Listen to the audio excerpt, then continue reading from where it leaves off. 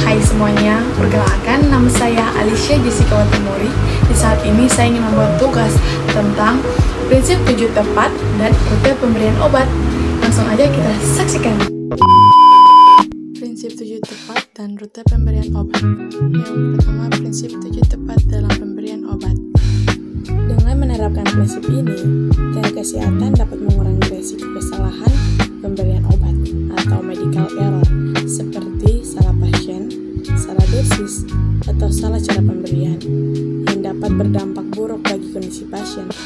Selain itu, prinsip 7 tepat juga membantu meningkatkan keamanan pasien atau patient safety, kualitas pelayanan kesehatan, serta kepercayaan pasien terhadap tenaga medis. Prinsip 7 tepat. Yang pertama, tepat pasien. Yang kedua, tepat obat. Yang ketiga, tepat dosis. Yang keempat, tepat waktu. Yang kelima, tepat rute. Yang keenam, tepat dokumentasi. Dan yang terakhir itu tepat informasi. Pertama, tepat pasien atau ring pasien. Tepat pasien adalah prinsip dalam pemberian obat yang memastikan bahwa obat diberikan kepada pasien yang benar sesuai dengan identitasnya, sehingga tidak terjadi kesalahan seperti tertukar dengan pasien lain. Langkah-langkah tepat pasien. Yang pertama, cek identitas pasien. Periksa nama lengkap dan tanggal lahir atau nomor rekam medis. Cocokkan data pada gelang dengan data di rekam medis atau resep obat. Tanya langsung kepada pasien jika sadar. Minta pasien menyebutkan namanya sendiri. Yang ketiga, cocokkan dengan catatan medis. Pastikan data pasien sesuai dengan resep atau instruksi dokter. Yang kelima, hindari hanya mengenal dari wajah atau tempat tidur. Jangan mengandalkan ingatan saja karena bisa menyebabkan kesalahan. Yang keenam, gunakan minimal 2 identitas. Misalnya, nama dengan tanggal lahir atau nama dan nomor rekam medis. Yang kedua, tepat obat. Tepat obat berarti obat yang diberikan kepada pasien hanya sesuai dengan resep dokter, diagnosa, dan kebutuhan pasien. Perawat tidak boleh mengganti obat tanpa instruksi yang jelas dari dokter. Selanjutnya, langkah-langkah tepat obat. Yang pertama, membaca resep dengan teliti. Pastikan nama dan bentuk obat jelas. Yang kedua, memastikan nama obat. Cocokkan dengan label. Waspadai obat mirip seperti Lassa. Yang ketiga, mengecek kadaluarsa. Pastikan obat belum expired dan masih layak dipakai. Keempat, memastikan kondisi obat, tidak berbau warna, bentuk, atau bau, dan kemasan yang baik. Yang kelima, memastikan indikasi obat sesuai dengan penyakit atau diagnosa pasien. Yang keenam, melakukan 3 kali pengecekan saat pengambilan, penyiapan, dan sebelum memberikan. Yang ketujuh yaitu konsultasi jika ragu. Tanyakan ke dokter atau apoteker bila ada keraguan. Yang ketiga, tepat dosis. Tepat dosis adalah pemberian obat dengan jumlah yang sesuai resep, kondisi pasien, dan standar terapi agar efektif dan aman. Langkah-langkah tepat dosis. Yang pertama, membaca resep dengan teliti. Perhatikan angka dosis dan satuannya. Yang kedua, menghitung dosis dengan benar. Gunakan rumus sesuai dan jangan kira-kira. Yang ketiga, memperhatikan kondisi pasien, usia, berat badan, fungsi organ, dan kondisi khususnya. Yang keempat, menggunakan alat ukur yang tepat. Gunakan alat medis standar seperti spuit, gelas ukur, dan lain sebagainya. Yang kelima, lakukan pengecekan ulang atau double check. Periksa kembali sebelum pemberian. Yang keenam, waspada obat yang alert. Lebih teliti pada obat berisiko tinggi. Yang ketujuh, konsultasi jika ragu. Tanyakan ke dokter atau apoteker bila tidak yakin. Yang keempat yaitu tepat waktu. Tepat waktu adalah pemberian obat sesuai jadwal, frekuensi, dan interval agar kadar obat stabil dan efektif maksimal. Tujuan tepat waktu. Yang pertama, menjaga kadar obat tetap stabil. Yang kedua, meningkatkan efektivitas terapi. Yang tiga, mencegah kekambuhan atau komplikasi. Yang terakhir, mengurangi risiko efek samping. Langkah-langkah tepat waktu. Memahami jadwal obat 1 kali per hari atau 24 jam, 2 kali atau 12 jam, 3 kali atau 8 jam, dan yang terakhir 4 kali atau 6 jam.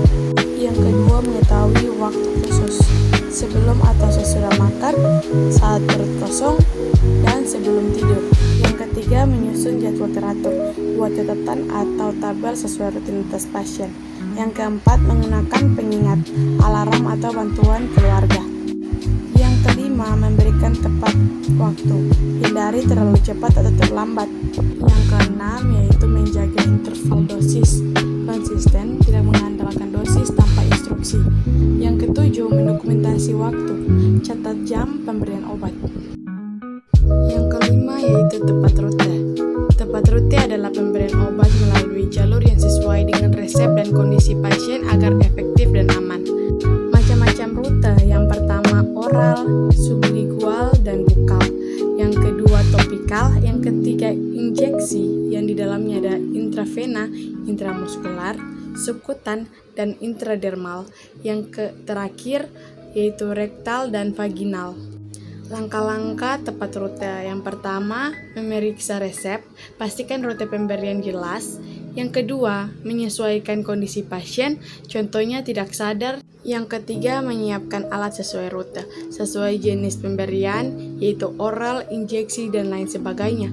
Yang keempat, memberikan dengan teknik benar, ikuti prosedur, dan jaga kebersihan. Yang kelima, memastikan kenyamanan pasien, jelaskan tindakan dan pantau reaksi. Yang keenam, tidak mengubah rute sendiri, harus sesuai dengan instruksi dokter. Yang ketujuh, melakukan dokumentasi, catat rute yang diberikan. Yang keenam, tepat dokumentasi. Tepat dokumentasi adalah pencatatan pemberian obat secara lengkap, akurat, jelas, dan tepat waktu sebagai bukti dan untuk komunikasi tentang kesehatan. Tujuan tepat dokumentasi: yang pertama, menjamin keselamatan pasien, yang kedua, mencegah kesalahan, yang ketiga, sebagai bukti hukum, yang keempat, memudahkan evaluasi terapi. Langkah-langkah tepat dokumentasi: yang pertama, mencatat segera, dilakukan langsung setelah pemberian obat. Yang kedua, menulis informasi lengkap, nama pasien, obat, dosis, waktu, dan rute. Yang ketiga, menulis dengan jelas dan benar, mudah dibaca, hindari singkatan tidak standar. Yang keempat, mencantumkan identitas pemberi, nama dan tanda tangan atau paraf. Yang kelima, mencatat respon pasien, efek obat atau reaksi yang muncul. Yang keenam, mencatat jika obat tidak diberikan, sertakan alasan yang jelas. Yang ketujuh, mengikuti formasi standar sesuai SOP fasilitas kesehatan. Ketujuh, tepat informasi. Tepat informasi adalah pemberian edukasi yang benar, jelas, dan lengkap kepada pasien atau keluarga mengenai obat yang akan digunakan, sehingga pasien memahami dan dapat menggunakan obat dengan benar. Tujuan tepat informasi: yang pertama, meningkatkan kepatuhan pasien dalam minum obat. Yang kedua, mencegah kesalahan penggunaan obat. Yang ketiga, mengurangi risiko efek samping. Dan yang terakhir, membantu pasien memahami tujuan pengobatan. Langkah-langkah tepat informasi: yang pertama, menjelaskan nama dan fungsi obat. Sebutkan nama obat dan kegunaannya sebagai pasien. Yang kedua, menjelaskan dosis dan cara penggunaan. Jelaskan jumlah, frekuensi, dan cara pakai obat. Yang ketiga, menjelaskan waktu penggunaan. Beritahu kapan obat diminum, misalnya sebelum atau sesudah makan, dan pagi, siang, atau malam. Yang keempat, menjelaskan efek samping. Informasikan efek yang mungkin muncul dan kapan harus melapor. Yang kelima, memberitahu larangan atau pantangan. Jelaskan hal yang harus dihindari, yaitu obat lain dan makanan atau minuman tertentu. Yang keenam, memastikan pemahaman pasien. Tanyakan kembali untuk memastikan pasien mengerti. Yang ketujuh, menggunakan bahasa yang mudah dipahami. Sesuaikan penjelasan dengan kondisi pasien. Lanjut ke rute pemberian obat. Rute pemberian obat adalah cara atau jalur yang digunakan untuk memasukkan obat ke dalam tubuh agar pemberian efek terapi. Pemilihan rute sangat penting karena mengetahui kecepatan kerja obat, efektivitas, serta kenyamanan pasien. Berikut penjelasan berbagai rute pemberian obat beserta kelebihan dan kekurangannya. Yang pertama, melalui rute oral atau melalui mulut. Obat diminum dan diserap melalui saluran pencernaan. Kelebihannya, yang pertama, mudah digunakan. Yang kedua, aman dan tidak invasif. Yang ketiga, biaya relatif murah. Kekurangan, yang pertama, kerja obat lebih lambat. Yang kedua, bisa terpengaruh makanan atau asam lambung. Yang ketiga, tidak cocok untuk pasien muntah atau tidak sadar. Yang kedua, rute sublingual atau di bawah lidah. Obat diletakkan di bawah lidah dan diserap melalui pembuluh darah. Kelebihannya, yang pertama, efek cepat. Yang kedua, tidak melalui hati atau menghindar metabolisme pertama. Kekurangannya, yang pertama, hanya untuk obat tertentu. Yang kedua, bisa terasa tidak nyaman di mulut. Yang ketiga, rute bukal atau di antara pipi dan gusi. Obat diletakkan di rongga pipi. Kelebihannya, yang pertama, penyerapan cepat. Yang kedua, praktis tanpa ditelan. Kekurangannya, yang pertama, bisa mengganggu bicara. Yang kedua, terbatas pada jenis obat tertentu. Yang keempat yaitu rute parenteral atau melalui suntikan, atau biasa disebut dalam bahasa medis yaitu injeksi. Dalam injeksi sendiri ada memiliki beberapa cara injeksi, yaitu yang pertama yaitu intravena, biasa melalui pembuluh darah. Kelebihannya, yang pertama, efek sangat cepat. Yang kedua, dosis tepat langsung ke sirkulasi. Kekurangannya, yang pertama, risiko infeksi tinggi. Yang kedua, harus dilakukan tenaga medis. Yang kedua yaitu intramuskular ke otot. Kelebihan, yang pertama, penyerapan lebih cepat dari oral. Yang kedua, dapat untuk obat volume sedang. Kekurangannya, yang pertama, nyeri saat penyuntikan. Yang kedua, resiko kerusakan jaringan. Yang ketiga yaitu subkutan, dilakukan melalui bawah kulit. Kelebihannya, yang pertama, penyerapan lebih. Yang kedua, lambat dan stabil, cocok untuk insulin.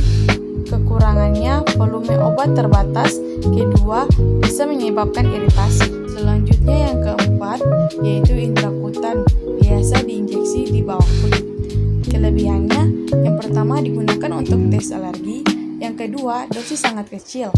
Kekurangannya, tidak untuk terapi umum. Dan yang kedua, penyerapan sangat lambat. Yang kelima yaitu rute topikal atau oles pada kulit. Obat dioleskan pada kulit. Kelebihannya, yang pertama, efek langsung di area tertentu. Yang kedua, minim efek samping sistemik. Kekurangannya, yang pertama, penyerapan terbatas. Yang kedua, bisa menyebabkan kulit iritasi. Yang keenam, rute inhalasi atau dihirup. Obat masuk melalui saluran pernapasan. Kelebihan, yang pertama, efek cepat pada paru-paru. Yang kedua, dosis kecil sudah efektif. Kekurangannya, yang pertama, teknik penggunaan harus benar. Yang kedua, tidak semua pasien bisa menggunakan dengan baik. Yang ketujuh, rute rektal atau melalui anus. Obat dimasukkan ke dalam rektum atau sukusteria. Kelebihan, yang pertama, cocok untuk pasien muntah atau kejang. Yang kedua, bisa menghindari sebagian metabolisme hati. Kekurangannya, yang pertama, kurang nyaman. Yang kedua, penyerapan tidak selalu konsisten. Yang terakhir yaitu rute vaginal. Obat dimasukkan ke dalam vagina. Kelebihannya, yang pertama, efek lokal langsung. Yang kedua, minim efek sistemik.